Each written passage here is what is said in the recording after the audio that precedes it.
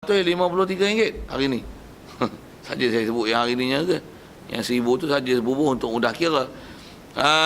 Jadi nak kira mana? Kira dinar 20. Lepas tu, nak kalau dikira ringgit Malaysia, kali lah.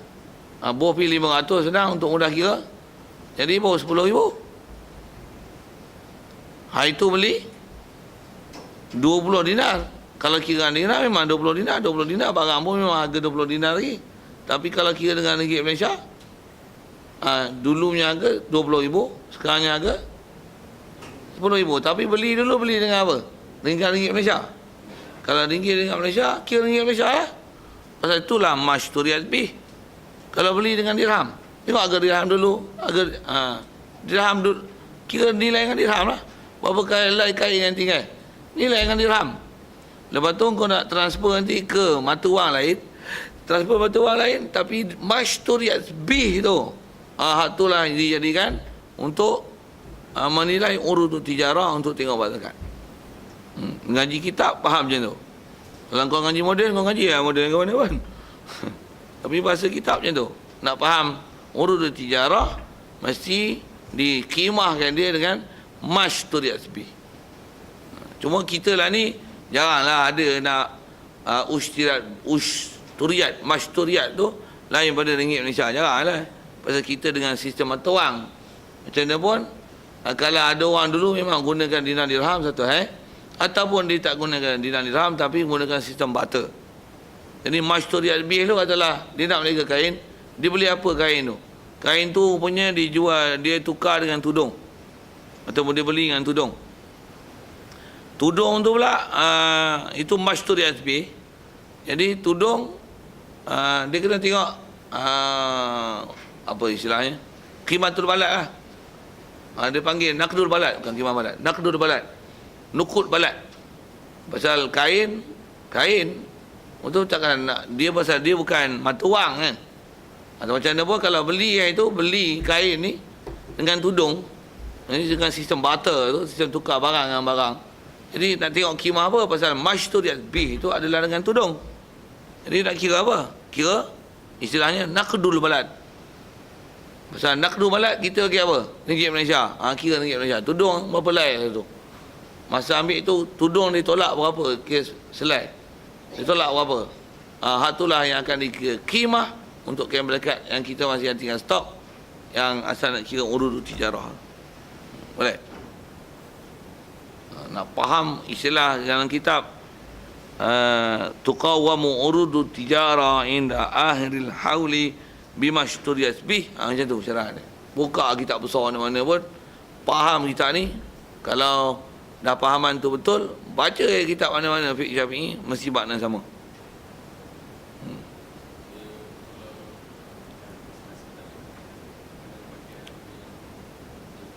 Mashturiat bih, maksudnya kalau harga semasa tu yang kata kita dulu kalau beli ringgit Malaysia, dulu beli selai berapa kain melekat tu?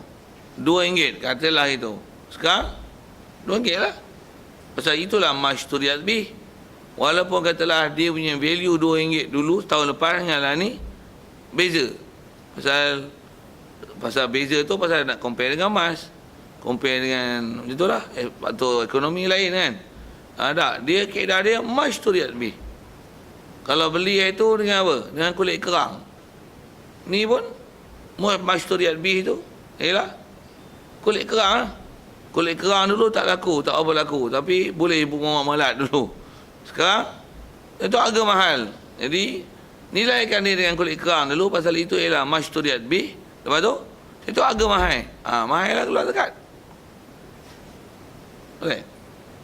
Cuma kita kalau mengaji style kebangsaan ni, dia tak ajar dengan bahasa kitab tu. Ni kaedah dia apa? Beli dengan harga modal. Nilai dengan harga modal. Itu ialah. Tapi kalau nak faham kitab, tu kata kalau beli dengan harga modal, kalau pakai ringgit Malaysia tak apa. Kalau beli dengan emas dengan sistem barter apa, macam mana kaedah dia? Atau dobeknya ialah kimahkan urut tijarah dengan mashturiat bih. Itu fakta hukum. Satu ngaji pondok, ngaji kebangsaan ni dia lain dari segi sudut tajam faham tu. Tu kalau tak mondok pun, gitu kan mondok pun kita mondok kat intim kan. Masjid Dairy. Tapi ambil faham mashturi asbih tu. Faham Arab, teks Arab dia tu sendiri.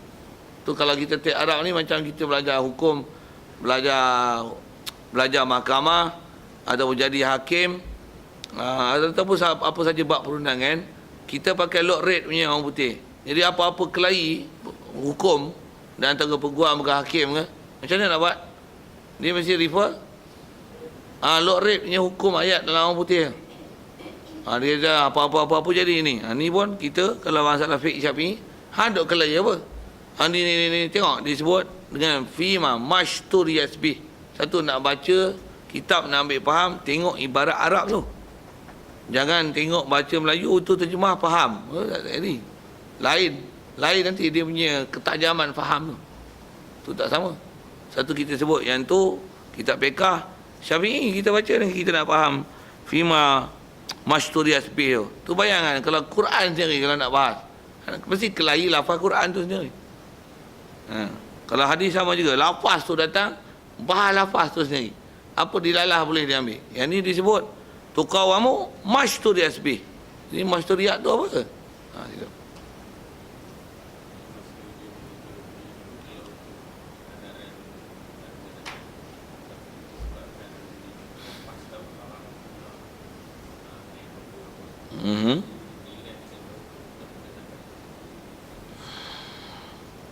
Tak, macam mana boleh jadi tu?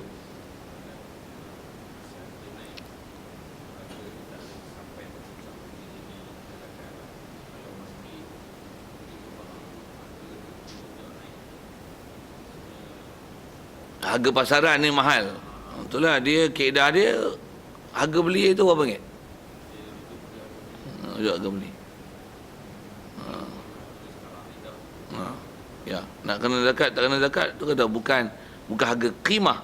Qimah ni market price. Itu yang macam mana pun bahasa qimah tu dia akan memahamkan pada market price. Tapi dia ada kait. Tuqawam bimashturi asbi. Pasal saya sebut kalau ikut bahasa Arab memang bila qimah dia market price. Saman ialah harga yang ketika berlaku dalam akad. Itu dia panggil saman. Saman. Itu baik ada benda babek dengan saman. Bila saman tu apa? Saman ni lah bukan yang JPJ hantar surat tu. Saja tu. Saya punya otak dia pergi situ lah. Dia macam mana? Kena dikona sikit. Saman ni ialah harga yang berlaku dalam akad. Itulah saman. Boleh? Dia pergi ke JPJ tu. Sorry. Dia kata kadang-kadang dia terganggu sikit. Saya dia dah ikut format tu guru dia. Itu kan. Saya ada sebut lah itu kan. Maksud, kalau tuan-tuan ngaji dengan Pak Tih, tengok dia ngajar macam mana. Dia ngajar macam tu, macam saya sebut tu lah. Ada ketika-ketika yang dia sebut. Ni kita pergi berjalan ni, pergi Melaka, pergi Negeri Sembilan, Negeri 10. Negeri Sembilan dia sebut, Negeri 10. Dia punya lawak situ. Dia ni duduk di bahagian serai kat bahagian Lengkuas. Dan serai sebut Lengkuas. Jadi saya terikut format tu. Saya tak tahu dia terkesan macam tu lah. Bila ilmu dia Tok Guru cakap, dia bukan saja berhibur dengan apa dia cakap tu, tapi saya faham format. 9, kaedah gurau dia 9 jadi 10, serai Lengkuas. Itu saya sebut tu. Saman, tengok dia pergi Saman JPJ. Dia pergi tu. Dia terikut format. Telah diprogram dengan kaedah pembacaan kitab macam tu. Jadi sorry lah kalau terganggu kan. Kalau nak ikut saya punya format kat kelas esok pun ikut lah, punya masalah. Pasal ngaji ikut format sama kan. Tak faham sudah. Itu pun tak faham sudah tu. Esok tuan-tuan tak ikut tu. Tak faham sudah. Siapa?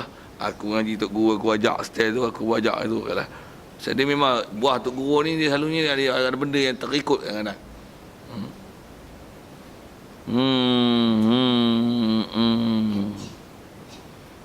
Mashturiat bi sawaun kana, kata dia, sama saja.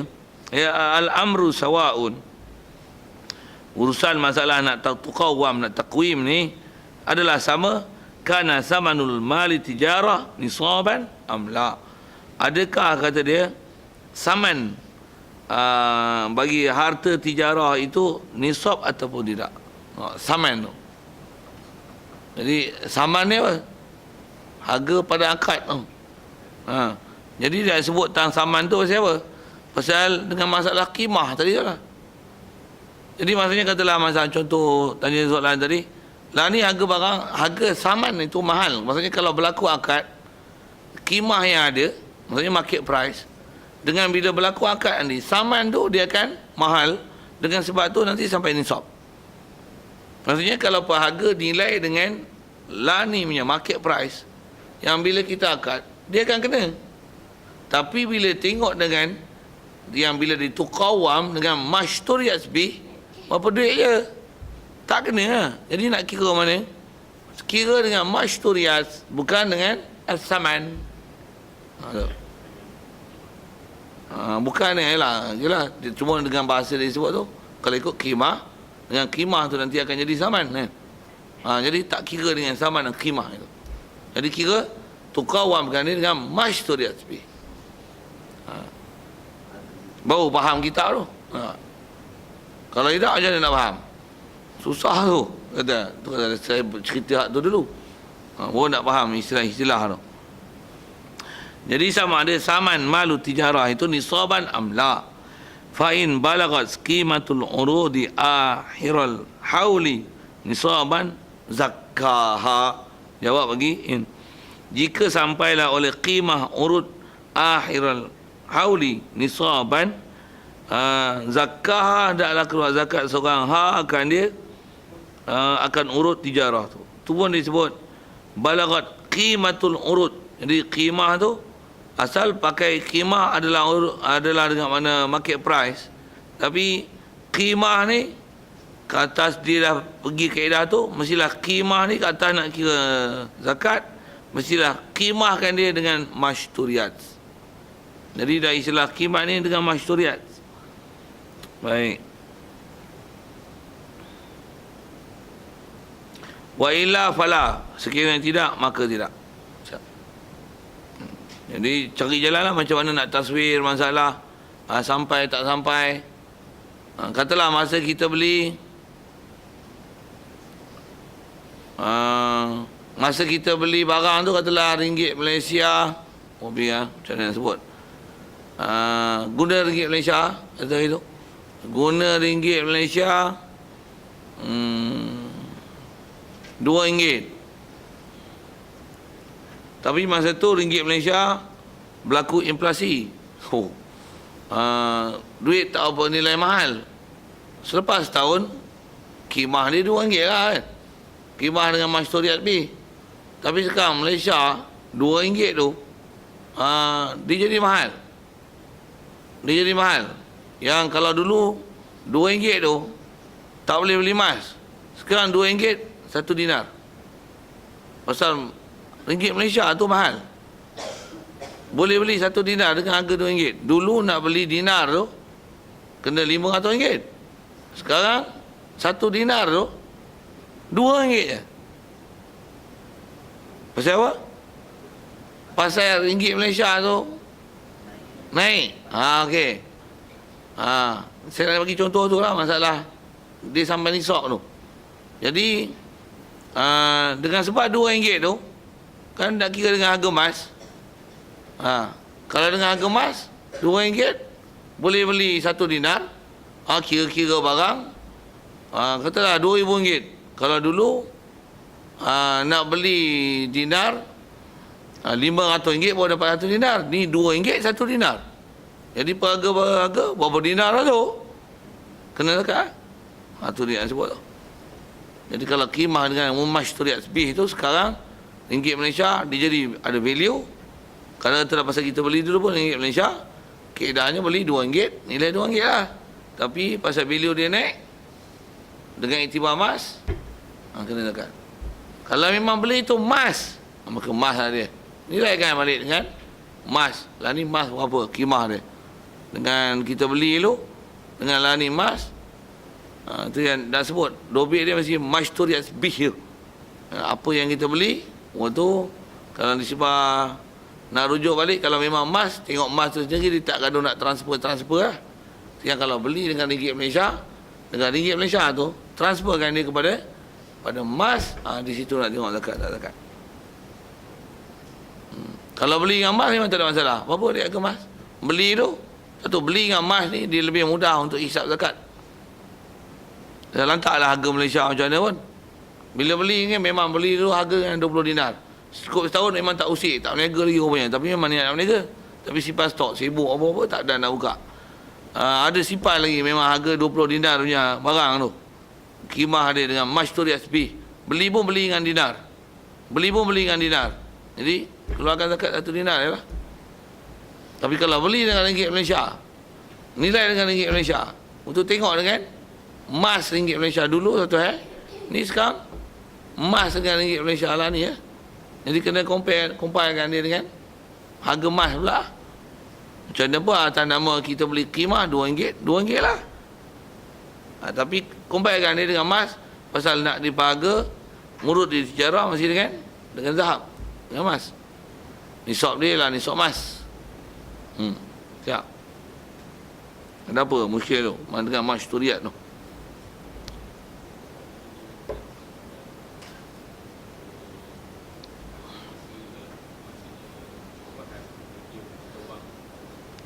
Ya. Jadi yang nak berubah tu ialah perubahan media mata wang tu sendiri dengan iktibar emas. Ya, barang tu kalau beli RM2 lah dia. Kalau beli tu 1 dinar lah dia. Tak kira tengok apa Mashturiat habis tu. Beli tu yang kata dengan kulit kerang lah. Tengok lah ni kulit kerangnya dia ke? Kerang payah nak cari. Dulu sekilo RM2.50. Sekarang kerang, satu kerang RM300. Dulu pegang beli kulit kerang saja saya nak tunjukkan fenomena boleh tukar duit tu. Kalau dekat sikit-sikit tak ada masalah. Tapi nak tunjuk di mana tempat nak tengok khemah itu, dengan di situ akan berubah tak kena zakat.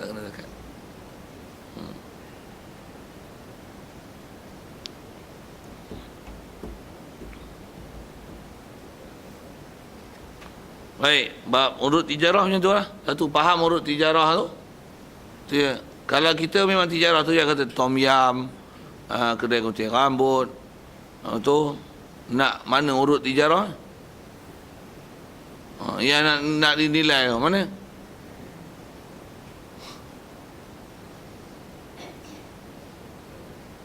Tu tak ada zakat apa? Tak ada zakat. Tak ada urut tijarah. Tapi kalau dia buat roti canai ais, masuk peti, hantar, yang simpan. Itu pula tu kalau negeri kita sebut masalah haul tak haul semalam. Pasal semalam cerita haul banyak. Ni cerita nisab banyak. Dan dengan kira haul, daripada duit tu pula dia kembang dengan tak ada duit baru. Dia dapat je jual, dapat untung, besarkan lagi.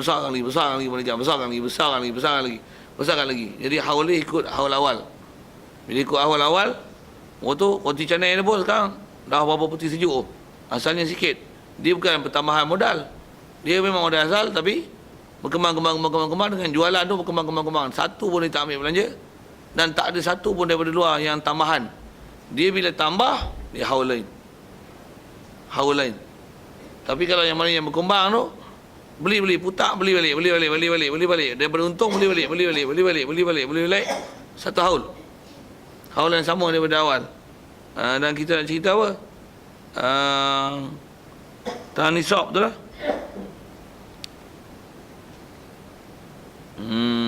Apa nak sebut ni? Dia tak jadi haul baru. Jadi kalau waktu kata kalau roti canai ais tu, tengok stok roti canai ada. Dengan saya sebut dia berniaga macam tu, tak ada hak baru. Maksudnya bukan ada model baru. Roti canai tu memang ada keluar masuk. Tapi nak tengok urut tijarah. Berapa model dia semua. Barang.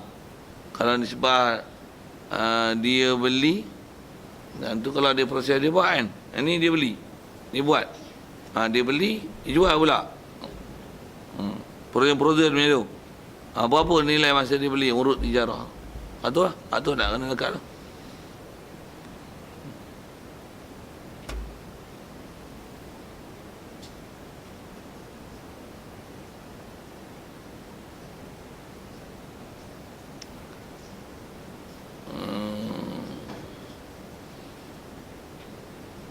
Baik. Selesai.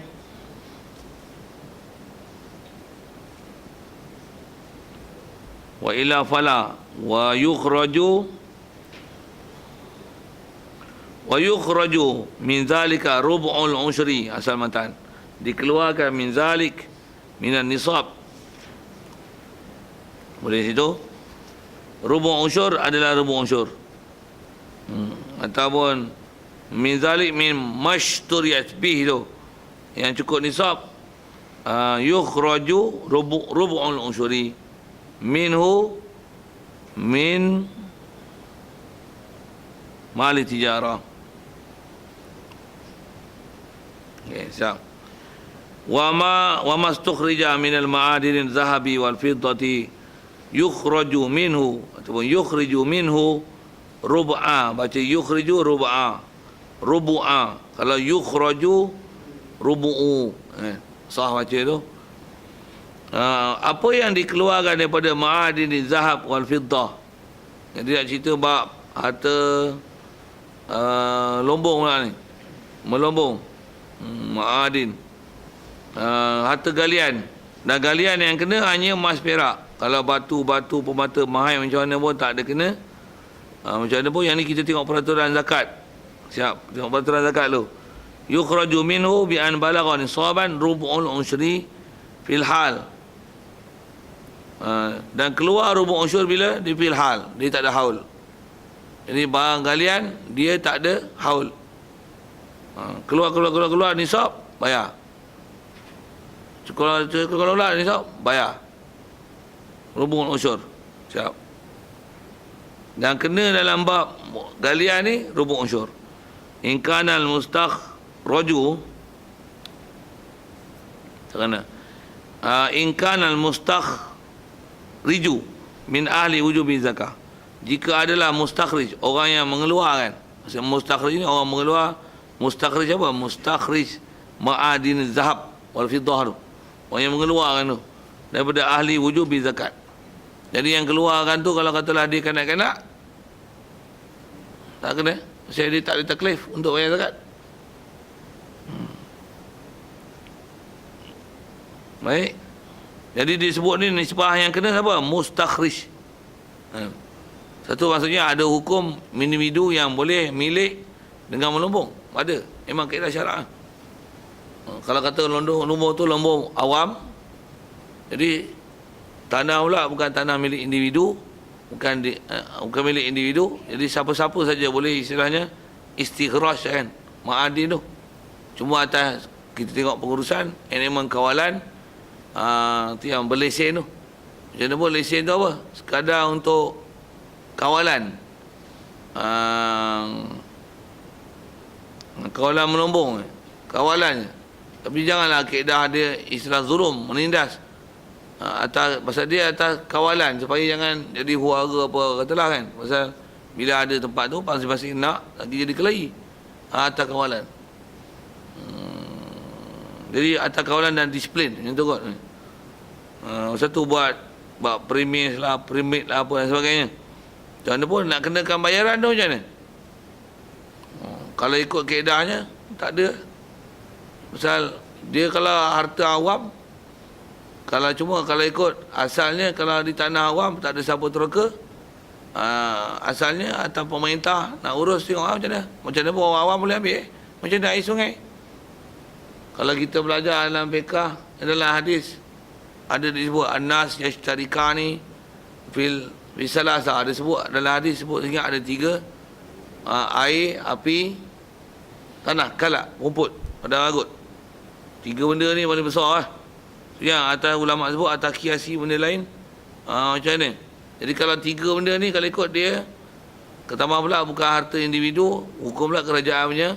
Apatah lagi istilahnya kalau rumput, gesek pada ragut, air, sungai, mata air, telaga, poring, tasik, apa seumpama tu, api ya. Kalau faham kita ni bahan api, ya, bahan api. Kalau tu ya, atas jalan kiasi tu, elektrik untuk jana api. Apa tu, kincir angin untuk hasilkan elektrik. Itu alat-alat istilah api. Dia faham tu, hadiah hak orang ramai. Patutnya free, beri. Melainkan kalau dah masuk dalam bekas dia, tempat dia, dia urus, dia buruh dalam bekas, itu hak individu. Dia ada hak untuk dijual dan kenakan harga. Ada? Macam air sungai. Ambil ya air sungai. Tapi saya dah ambil pun dah botol. Tak ada orang boleh dah ambil air sungai yang saya dah isi dalam botol saya. Melainkan dengan hak saya. Dan saya sah untuk saya jual air sungai yang dah masuk dalam botol saya. Tapi asalnya air sungai, ambil air sungai. Jadi kalau ikut, dia tak boleh ada, siapa nak air sungai, bayar. Tak ada. Cuma yang air LP ni, kalau ikut memang kena bayar. Siapa?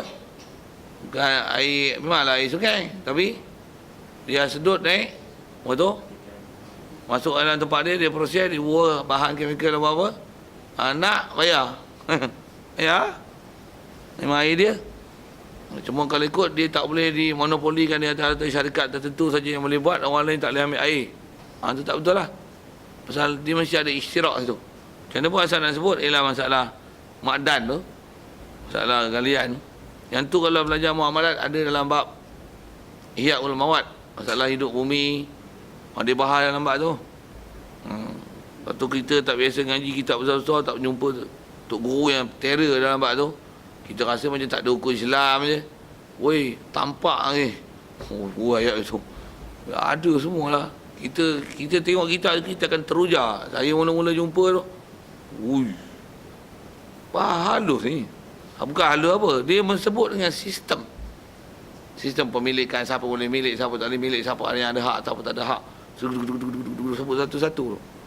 Siang kalau kita sebut atas masalah melombong ni. Kalau ikut kerajaan hukum fiknya, galian tu ambil kat mana? Kalau tanah tu kita teroka, kita sebagai peneroka. Kalau tak kita peneroka pun, memang ni tanah pesaka. Memang asalnya dulu tok nenek kita dulu yang teroka tanah tu. Dia memang teroka pula, teroka pertama. Bukan kita beli tanah di atas owner lain. Yang ni kalau teroka kita, jumpa galian, siapa yang gali dia punya? Dia punya. Dia taklah apa dalam bumi semua hak kerajaan. Tak. Adalah itu. Bagusnya kerajaan semua hak dia. Pasal dia atas siapa teroka? Maka pemerintah dia atas pemerintah pengurusan umum tu. Hak milik individu dia tak boleh kacau. Dia tak boleh kacau. Begitu juga kalau hukum bab hak milik. Masih nak sebut tentang masalah teroka ni. Katalah asalnya kita teroka tu kita jual kat orang. Tengok bila kita jual kat dia korek tanah, dia tak jumpa minyak. Soal, siapa punya minyak? Orang yang mula-mula teroka. Itu dia punya. Jadi jual apa? Jual tanahnya. Dalam tu tak jual. Jual tanah. Pasal teroka, itu yang syarak menghalobakan untuk teroka tanah. Satu kalau kata sini ada emas, sana ada emas juga, tengok sepadan. Kat tanah kau nak emas. Korek bawah ada tak? Bawah ada tak? Tak ada. Sana aku ada. Air, korek. Aku ada. Kau ada? Korek lah tanah kau. Jadi adik air siapa? Siapa korek dia punya? Apa yang korek dia punya? Yang korek air, kerajaan punya air. Tampak lagi kerajaan betul. Saya nak sebut prinsip tu. Bak air punya tu, kenapa lah emas perak tak macam tu? Minyak tak macam tu? Pasal air murah, emas mahal. Jadi ada double standard dari si kaedah pemilikan tu. Jumpa je minyak, kerajaan punya. Boleh, keluar otak kau. Jumpa air, jumpa tahi, korek-korek jumpa tahi. Pasal ada tong tahi bawah tu. Ya. Air kerajaan juga lah kalau ikut. Boleh, faham saya sebut. Kenapa pula ditanam lah tu? Barang berharga kau ambil. Kata kau punya. Barang tak elok kau bagi kami. Apa aja? Tepuk-tepuk meletup gunung api. Buh, ambil kerjaan. Tak, kita tanggung. Nak sebut pasal tu kata. Nak tengok mana kalau tengok kitab pergi tengok bab Ihya Ulumawat, menghidupkan bumi. Satu-satu lagi besar kitab. Lagi perici halus ulama kita. Macam mana pun saja nak sebut tu pasal kita sebut masalah ma'dan. Pasal ma'dan mesti duduk dalam tanah. Baik. Jadi kena zakat ni jika kana mustakhriju min ahli wujubi zakat. Cuma dia tak ada haul sebut tadi. Cuma bab ni itulah, kita duduk Malaysia ni boleh baca je lah. Lepas tu praktikalnya tak ada lah. Jumpa je apa dalam tanah, kalau nak ambil